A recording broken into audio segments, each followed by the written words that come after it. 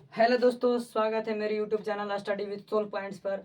दोस्तों, मैं उम्मीद करता हूं कि आप लोग एकदम मस्त होंगे, स्वस्थ होंगे एवं अपने परीक्षा की तैयारी में जी जान से लगे होंगे।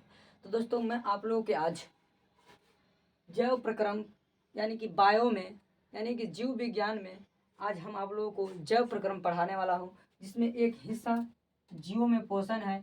इसको मैं आप लोगों को आज पढ़ाने वाला हूँ। ठीक, तो इसके लिए मैं आप लोगों से विनती करना चाहता हूं कि आप लोग इस वीडियो के अंत तक बने रहे एवं वीडियो को लाइक सब्सक्राइब यदि नहीं किए हैं तो लाइक सब्सक्राइब और दोस्तों में शेयर करना ना भूलें।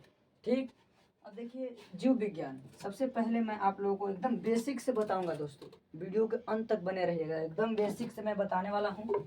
ठीक, सबसे पहले सबसे पहले विज्ञान किसे कहते हैं? विज्ञान किसे कहते हैं, इसे कहते हैं। ठीक, कोई कह देगा कि तुम तो विज्ञान पढ़े हो, बताओ विज्ञान किसे कहते हैं। तो आपको लगेगा कि मुझे तो याद नहीं है। तो अब वैसे नहीं करना है। अब मैं आप लोगों को परिभाषा बता दे रहा हूँ, ताकि कोई भी पूछे तो आप लोग एकदम अच्छी तरह से उसको जवाब दे दीजिएगा। ठीक, देखिए विज्ञान, देखिए सुसंगठित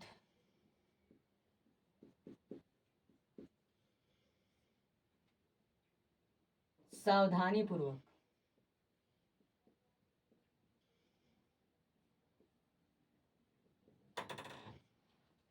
सुसंगठित सावधानी पूर्वक प्रेक्षणों पर प्रेक्षणों पर आधारित ज्ञान को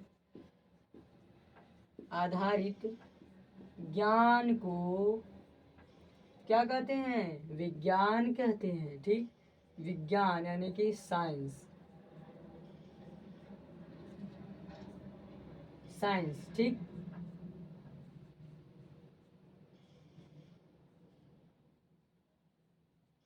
साइंस कहते हैं। तो आप लोग को यह समझ में नहीं आ रहा होगा कि सुपरिभाषित और सावधानी पूर्वक सुसंगठित क्या है। तो देखिए मैं आप लोगों को समझा रहा हूँ। सुसंगठित सावधानी पूर्वक प्रेक्षणों पर आधारित ज्ञान को विज्ञान कहते हैं। ठीक, आप लोगों ने कभी प्रयोगशाला में रस रसायनों के साथ कोई अभिक्रिया करवाया है? यदि करवाए होंगे तो आप लोग को एकदम सावधानी से, सर लोग बोलते होंगे एकदम सावधानी से इसको छूइएगा, इसको सावधानी से कीजिएगा। ठीक, ऐसे लोग बोलते होंगे। क्यों? क्योंकि अगर गड़बड़ कर दीजिएगा तो वह गड़बड़ हो जाएगा। यदि गड़बड़ उसको कीजिएगा तो वह गड़बड़ हो जाएगा, वह हानिकारक पदार्थ फिर उत्पन्न करने लगेगा। ठीक, इसीलिए कहा जाता है कि सुसंगठित यानी कि एकदम सही तरीका से और सावधानी पूर्वक, सही तरीका के साथ साथ एकदम सावधानी पूर्वक उसका एकदम अध्ययन करना है, उसको उससे परिचित होना है। उसी को हम कहते हैं क्या? उसी पर आधारित ज्ञान को हम कहते हैं विज्ञान। ठीक, यहाँ तक समझ में गए होंगे। अब देखिए विज्ञान के कुछ शाखाएं हैं। जिस तरह आपके पेड़ में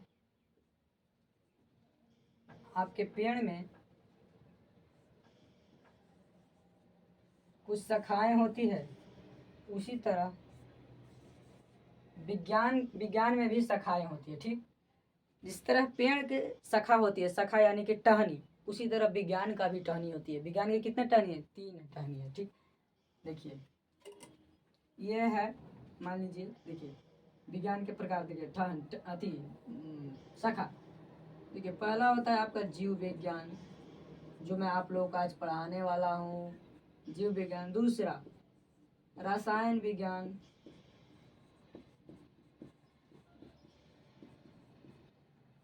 तीसरा आपका है भौतिक विज्ञान।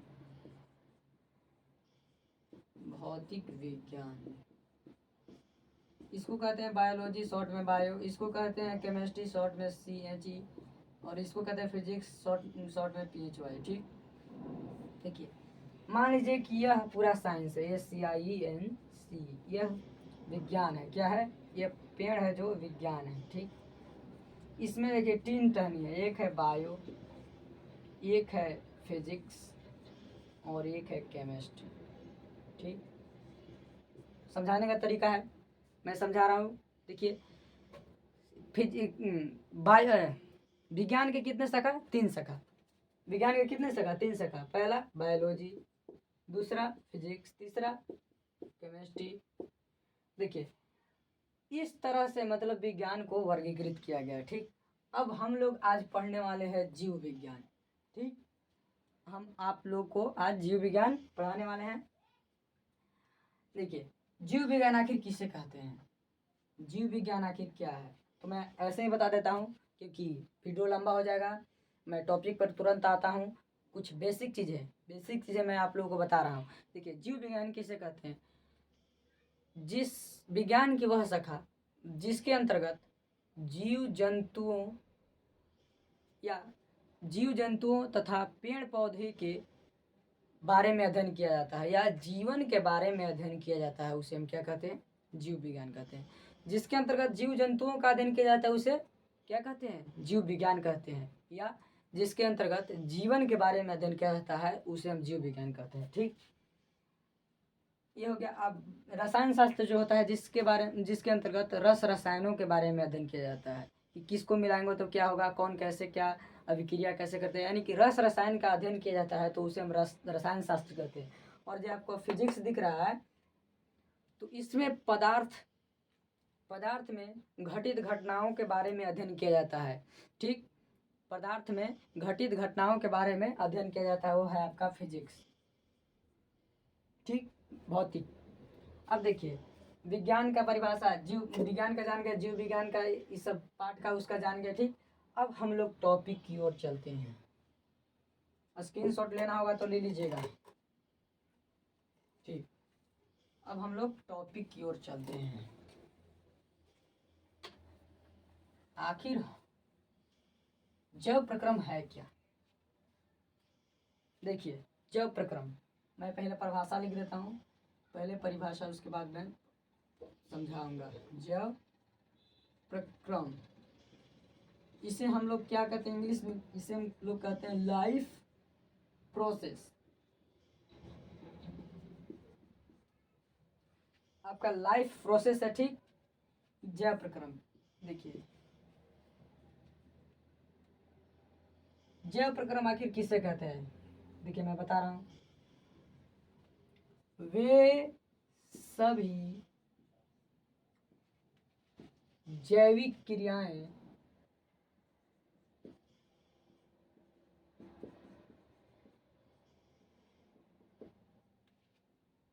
जिसके द्वारा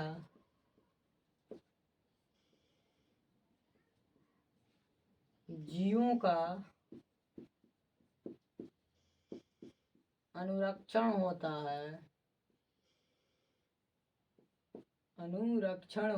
है उसे हम लोग क्या कहते हैं? उसे जैव प्रक्रम कहते हैं। क्या कहते हैं? जैव प्रक्रम कहते हैं, जैव प्रक्रम कहते हैं। अब लोग आप समझिए। ठीक, वे सभी जैविक क्रियाएं जिसके द्वारा जीवों का क्या होता है? अनुरक्षण होता है।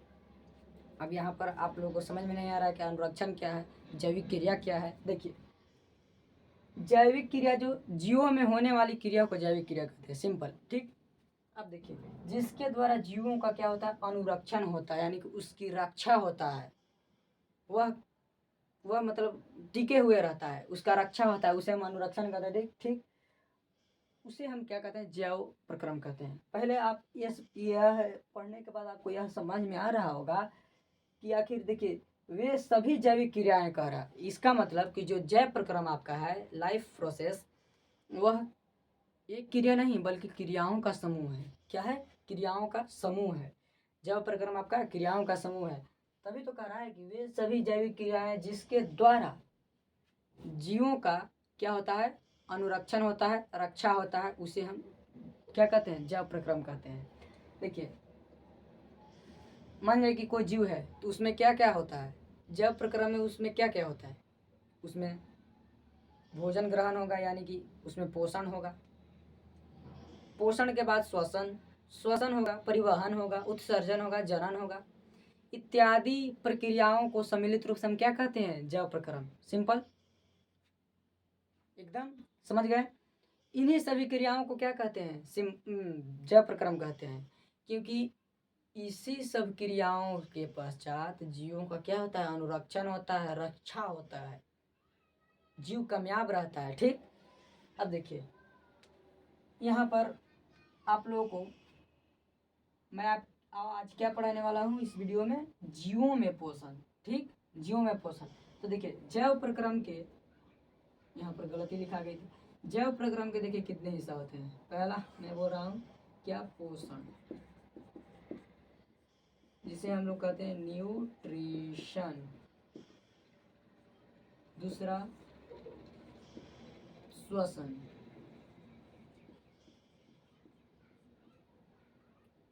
श्वसन श्वसन यानी कि रेस्पिरेशन, रेस्पिरेशन। ठीक, तीसरा है परिवहन। ठीक, परिवहन, ट्रांसपीरेशन, ठीक, अब आगे देखिए चौथा है आपका क्या? उत्सर्जन, जिसको हम कहते हैं एक्सक्रिएशन। ठीक, एक्सक्रिएशन। ठीक, एक्सक्रिएशन।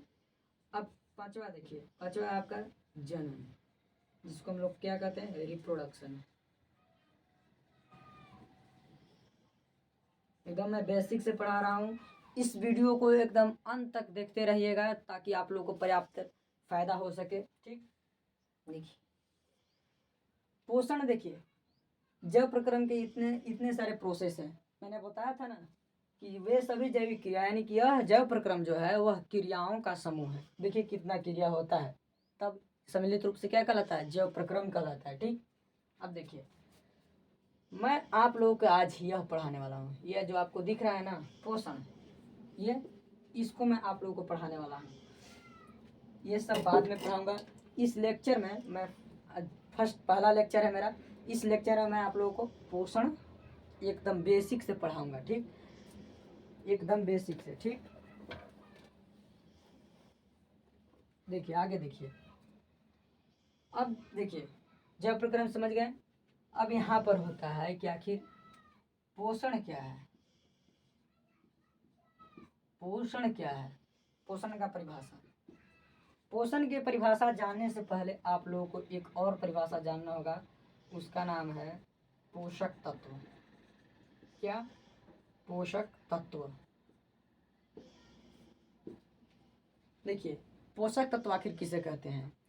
वैसा पदार्थ, पोषक तत्व आखिर क्या है? वैसा पदार्थ जो जीवों के वृद्धि एवं विकास में, आवश्यक होता है। क्या होता है? एकदम अनिवार्य होता है, उसे हम पोषक तत्व कहते हैं। यानी वैसा पदार्थ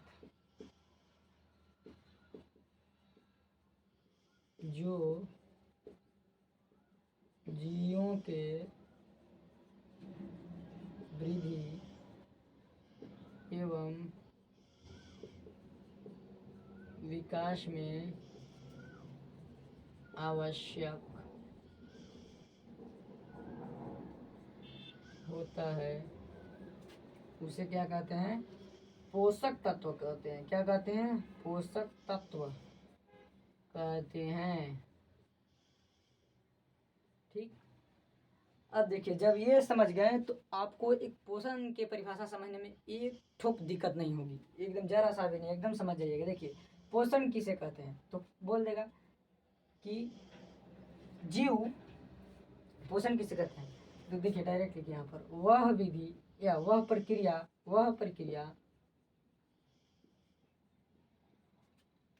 प्रक्रिया जिसके द्वारा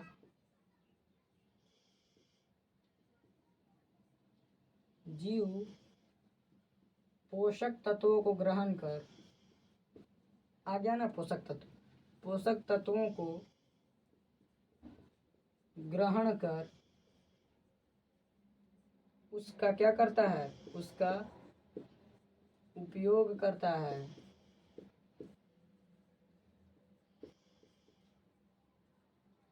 उसे हम क्या कहते हैं, उसे पोषण कहते हैं।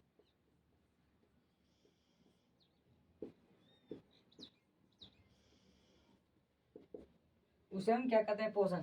वह प्रक्रिया जिसके द्वारा जीवों का क्या होता है, वह प्रक्रिया जिसके द्वारा जीव पोषक तत्वों को, यानी कि जो उनके शरीर के लिए आवश्यक होता है उसको ग्रहण कर और उसका अपने शरीर में उपयोग करता है, उसको अपने शरीर में क्या करता है, उपयोग करता है, यूज करता है, उसे हम क्या कहते हैं, पोषण कहते हैं। ठीक, स्क्रीनशॉट लेना होगा तो ले लीजिए, महत्वपूर्ण पॉइंट है।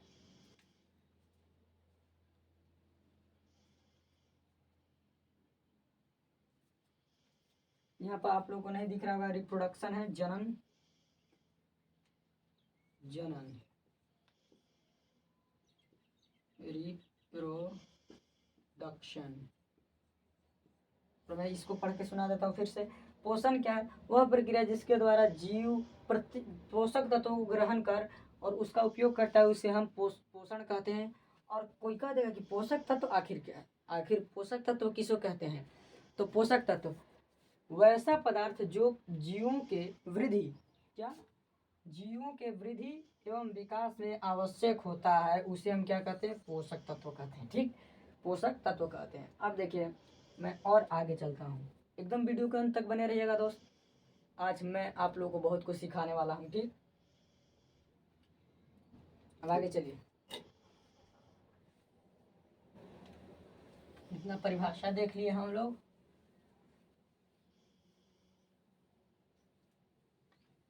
देखिए सबसे पहले हम जंतु में पोषण, जीव में, जीव का मतलब हो गया, उसमें जीव में जंतु और पादप दोनों आ जाता है। ठीक, तो हम आज जंतुओं में पोषण देखेंगे।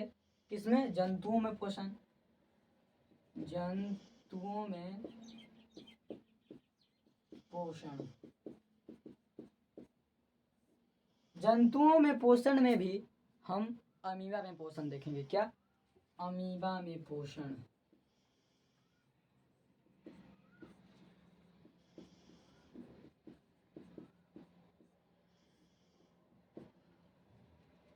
अमीबा आप लोग जानते हैं, अमीबा एक प्रकार की एक कोशिकीय जलीय जीव है। ठीक, अमीबा क्या है, एक कोशिकीय जलीय जीव है, एक कोशिकीय जलीय जीव है। देखिए अमीबा में पोषण, अमीबा अपने पोषण को कितने चरणों में पूर्ण करता है, एक भोजन अंतर्ग्रहण, दूसरा पाचन, तीसरा उत्सर्जन। भोजन अंतर्ग्रहण, पाचन और उत्सर्जन। अमीबा अपने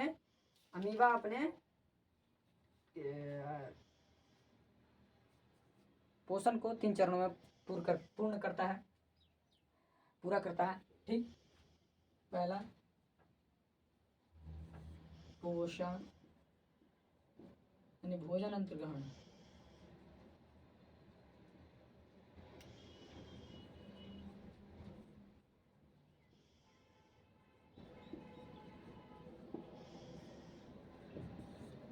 पाचन,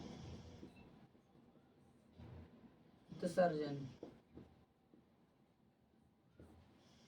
ये पोषण का अमीबा में ये सभी प्रोसेस से गुजरना पड़ता है अमीबा को पोषण करने के लिए। ठीक, अब देखिए मैं बारी बारी से सबको देखूंगा।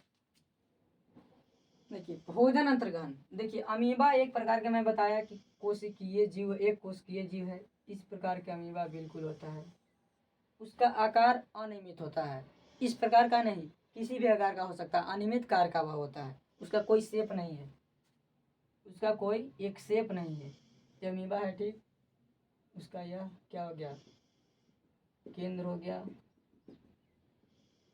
ठीक, ये जो आपको दिख रहा है ना इस तरह का ये, इसको कहते हैं कुटपाद, कुटपाद, जिसे हम सीडोपोडिया कहते हैं।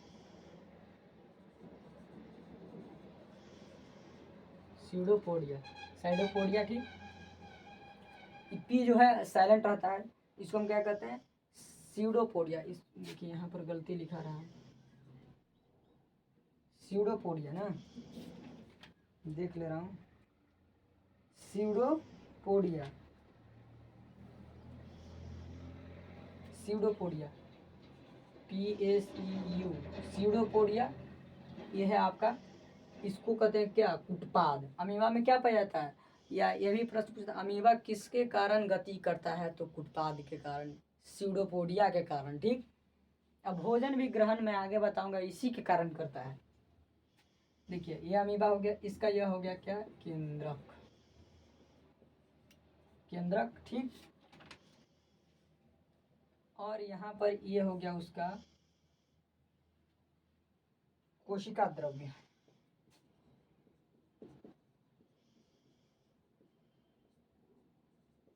कोशिका द्रव्य, द्रव्य, ठीक, कोशिका द्रव्य, कोशिका द्रव्य। अब देखिए इसमें प्रमुख अंग अमीबा के इतना है। अब यह जल में रहता है।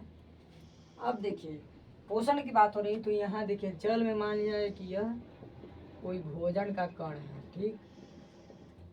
यह क्या है, यह भोजन, फूड पार्टिकल्स, भोजन का कण। अब इस कण को क्या करने के लिए, इस कण को अपने अंदर अंतर्ग्रहित करने के लिए, यानी कि उसको खाने के लिए, यह देखिए क्या करता है,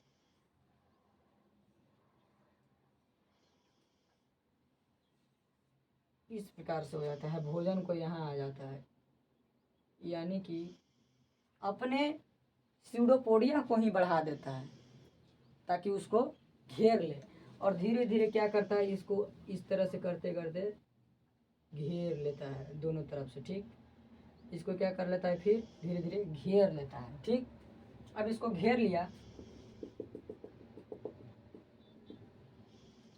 ये आपका फिगर 1 है,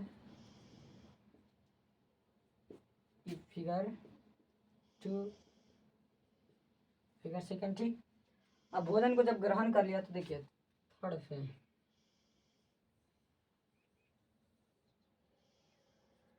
थर्ड में जरा देखिएगा,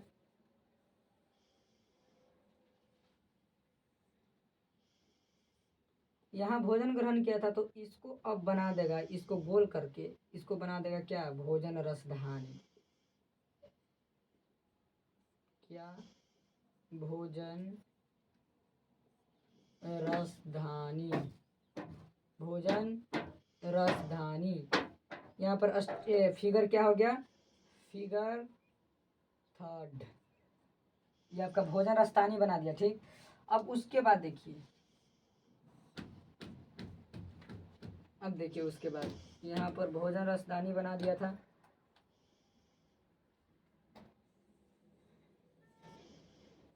ठीक। अब यह क्या करेगा, अपने अंदर यहाँ जो भोजन रसदानी था इसका, इसमें से, इसमें पाचक एंजाइम, जल एवं भोजन है, इन सभी के कारण ये भोजन रसदानी में इसका भोजन का क्या होता है, पाचन होता है, ठीक। और जब पाचन हो जाता है तो यह इसमें से पचा हुआ पदार्थ सभी शरीर में फैल जाता है, पूरा शरीर में क्या हो जाता है, फैल जाता है, ठीक। पचा हुआ पदार्थ फैल जाता है। अब इसके बाद देखिए, अब जब पचा हुआ पदार्थ फैल जाता है यानी कि इसका पाचन हो गया, अब इसके बाद यहाँ पर यह जो अमीबा है, पचा हुआ पदार्थ तो इसका फैल गया, सभी शरीर में पूरा पहुँच गया। अब देखिए अपचा हुआ पदार्थ, मान जाए कि अपचा हुआ पदार्थ, इसको बोल दिए पचा हुआ भोजन, और अपचा हुआ भोजन ये है, देखिए अपचा भोजन।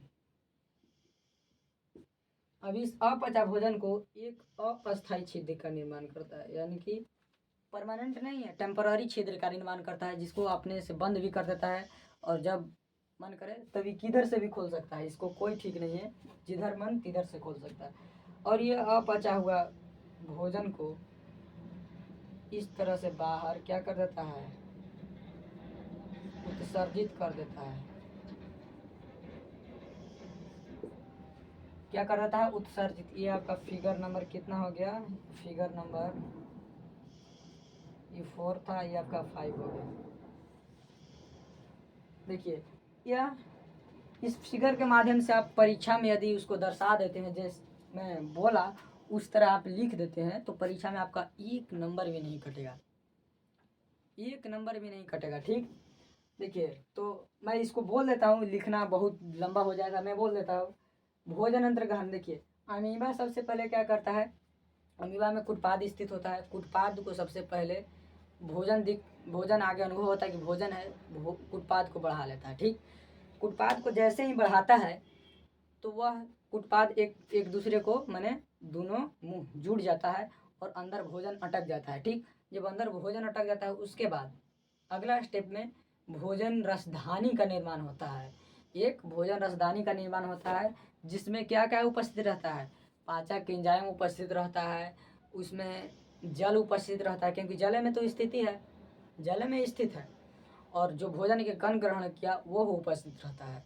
इन तीनों के कारण क्या होता है, उस सभी का पाचन हो जाता है, यानी कि भोजन का क्या हो जाता है, पाचन हो जाता है, क्योंकि उसमें पाचक एंजाइम भी है, जल भी है और भोजन भी है, तो उसके कारण भोजन का क्या हो जाता है, पाचन हो जाता है।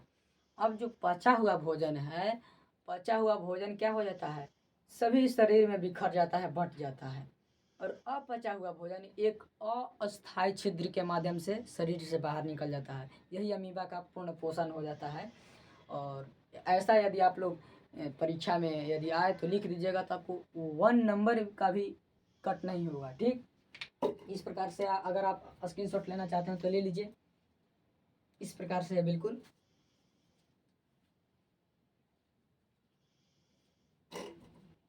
देखिए इसी प्रकार पैरामीशियम में भी है। अब मैं जंतु में चल रहा हूँ तो थोड़ा सा अब इसको जंतु में ही कर देता हूँ पूरा।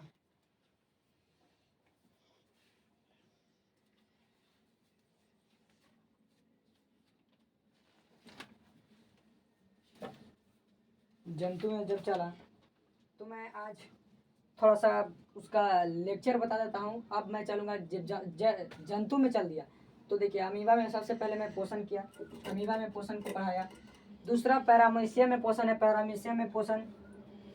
पैरामीशियम में पोषण जस्ट यही प्रकार का होता है। पैरामीशियम जानते हैं, इस प्रकार का चप्पल की आकृति का होता है पैरामीशियम।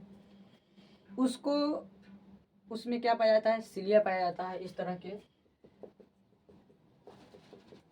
शरीर पर सिलिया पाया जाता है, जिसके कारण वह गति करता है। यह किसके कारण करता है, यह करता है उत्पाद के कारण। और जो पैरामीशियम होता है वह करता है सिलिया के कारण गति। और उसी तरह भोजन के कारण उसको अनुभव होता है कि आगे है जल में, तो वह अपने सिलिया के माध्यम से गति करता है, और इस प्रकार से वहाँ कोशिका मुख बना रहता है उसका, यहाँ कोशिका मुख। और मान लीजिए कि भोजन के कण है तो इसको गति करके आगे आ जाएगा, इसको अंदर अपने अंदर ले लेगा, और अपने अंदर लेके इसमें भी इसी स्टेप से होता है। भोजन रसदानी का निर्माण होके उसका पाचन होगा, और अपचा हुआ भोजन, पचा हुआ भोजन सभी शरीर में बढ़ जाएगा, एनर्जी के लिए मतलब बढ़ जाएगा, और अपचा हुआ भोजन एक छिद्र के माध्यम से बाहर निकल जाएगा। ठीक, पैरामीशियम में ही पोषण समझ गया। ज़्यादातर आप लोगों को इस अमीबा में ही पोषण का क्या होता है, जिक्र होता है, और परीक्षा में आता भी है। ठीक, इसको ज़रा आप लोग ठीक से समझ लीजिएगा। अब मैं आगे थोड़ा सा बता देता हूँ। मैं अगला लेक्चर में संपूर्ण जंतुओं का क्या करूँगा, संपूर्ण जंतु, यहाँ पर जंतु को तो कर नहीं दिया, 1-2 जंतु को मैं बता दिया। मानव का, सॉरी गलती होगी, मानव का मैं संपूर्ण पोषण को एकदम अच्छी तरह से समझाऊंगा। मानव में पोषण, अगला मैं मानव में पोषण बताऊंगा, जिसमें आप लोगों को रहेगा किस तरह से मानव के मतलब आहार नाल में क्या क्या उपस्थित रहता है, किसके कारण कौन कैसे उत्पन्न होता है, भोजन का पाचन कहाँ होता है, कैसे होता है, कैसे हम लोग को एनर्जी मिलता है, ये सब मैं अगली वीडियो में बताऊंगा। ये लेक्चर फर्स्ट है जिससे मैं आप लोगों को इतना परिभाषा बताया, और 2 जीवों के क्या बता दिया, पोषण बता दिया। ठीक, जस्ट इसी प्रकार से इसमें लिखना है, अमीबा में कोई दिक्कत नहीं, कोई दिक्कत नहीं। ठीक, और उसके बाद मैं पौधों में पोषण को बताऊंगा, कैसे प्रकाश संश्लेषण करता है, किस तरह से भोजन बनाता है। ठीक, और मैं उम्मीद करता हूँ कि यह वीडियो बहुत अच्छी लगेगी। अगले लेक्चर में बताने वाला हूँ क्या, मानव में पोषण, मानव में पोषण, मानव में पोषण में बताऊंगा। अब देखिए यहाँ पर आप लोगों को बहुत अच्छी तरह समझा दिया जाएगा फिर वो मानव का, और अभी भी समझाया गया है। मैं उम्मीद करता हूँ कि आप लोगों को यह वीडियो बहुत अच्छी लगी होगी, और इसके लिए आप लोगों से मैं विनती करना चाहता हूँ कि आप लोग इस वीडियो को ज़्यादा से ज़्यादा लोगों में शेयर करें, लाइक करें, सब्सक्राइब करें। और मैं इस वीडियो में आप लोगों को अंत तक बने रहने के लिए बहुत बहुत धन्यवाद देना चाहता हूँ। और अगली वीडियो में बिल्कुल अच्छी तरह से, बिल्कुल एकदम बेसिक से, एकदम कौन जो होता ना है एक तरह से एकदम दिमाग में हटा देना, उस तरह से मैं आप लोगों को अगली वीडियो में मानव में पोषण को समाप्त करूँगा, समझाऊँगा। और उसके बाद अगले लेक्चर में क्या बताऊँगा, मैं पौधों में पोषण को बताऊँगा। यानी कि हमको लगभग 3 लेक्चर में ये जीवों में पोषण को हमको समाप्त कर देना है। ठीक, उसके बाद मैं परिवहन में चलूँगा, अब आगे बताएंगे। ठीक, तो इसके लिए मैं आप लोगों को बहुत धन्यवाद देना चाहता हूँ। इस वीडियो को आप लोगों को सबसे पहले लाइक, सब्सक्राइब